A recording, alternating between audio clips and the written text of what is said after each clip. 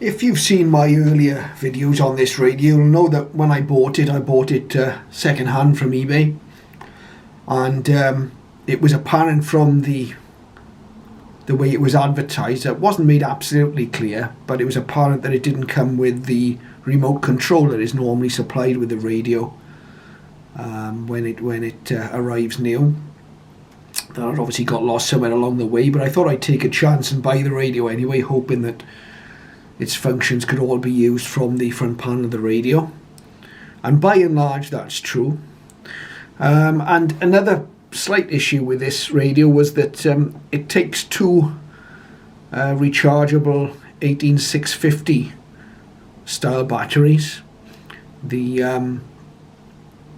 Suadon or XH Data D 808 takes one 18650 itself, but this particular 8800 arrived with two 14650 batteries installed. Now they fitted the compartment and they actually did work the radio okay, but hopefully you can see they're only 1100 milliamp hours capacity.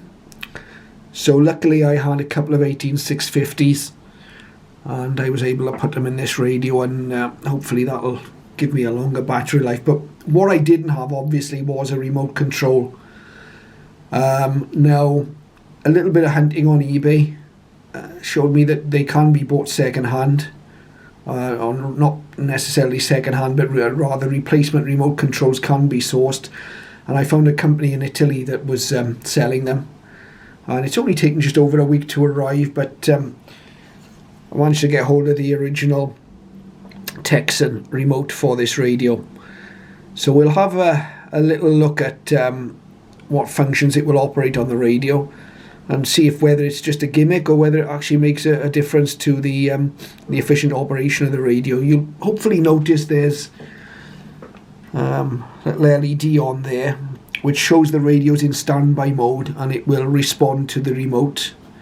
The remote takes just two AAA batteries. The radio, when it's switched off, will remain in this standby mode for 1 hour and 1 hour only, and after that light will go out, and the only way of switching the radio on will be with the power button on the radio itself. But while it's in this mode, we can switch it on with the remote, and I'll just do that. Okay, and we go on to radio 4. Then I think we could get out of this long wave. The volume can be controlled by the remote, and I'll just turn the volume down there. Now the only drawback with that is you must set the master volume on the radio, so in other words we'll turn it right back up. They're obviously hugely important to everything that happens. And that's here. as loud as we can go unless I increase the volume here. New people come forward to volunteer. And that's my new maximum volume. Different new people using this space. And now I can turn it down. So that's quite handy if you're not sat right next to the radio, obviously. We can switch bands on the radio, so I'm on long wave. Press again, I'm on medium wave. I can navigate the various shortwave bands up and down on the remote. I can type in a frequency, so if I wanted now to go to the 49 meter band, I can just go to 6000 kilohertz and take me straight there, and I can step up and down the band in 5 kilohertz steps. Okay. Or 1 kilohertz steps. I can switch mode into SSB if I wish. There's a lower sideband and upper sideband. Go back to AM. And I can control the bandwidth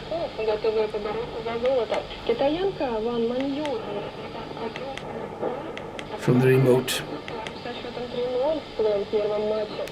So all in all, it's quite useful. The big difference in having this remote is the direct frequency option. It allows you to key a frequency right into the radio, which obviously I couldn't do. I'll just turn that off. I couldn't do from the panel of the radio. There are also some hidden functions which you can access using this remote that are not accessible at all without the remote, and I'll show you those in a future video. But first impressions of the remote is that it's a nice to have. It's not essential. If you see one of these without the remote and it's at a cheap enough price, I would definitely go for it. The lack of the remote isn't a major issue, but having the remote control makes it just a little bit nicer. As I say, I paid just over 70 UK pounds for this radio. It doesn't look heavily used. It was a little bit dirty when I got it. I cleaned it up. It's cleaned up quite well. It all seems to function quite well. The remote control with the postage, and half of it was postage from Italy, was just around 20 UK pounds. So all in all, this receiver stands me at £90. And when you look at the current new price, I think in the UK is somewhere over £200. I think I've still got a reasonable bargain, and it is quite a nice radio. But that's the remote. It's a Tecsun RM007. I'm not sure whether you could get any of the universal remotes to work with this radio, but even if you did, I think that you might have issues with some of the functions. You'll see how this is labelled. It's got the meter bands labelled. It's got the sideband switching labelled and the tuning. So it's nice to have the proper remote. So there it is, the Tecsun S-8800, now with its remote.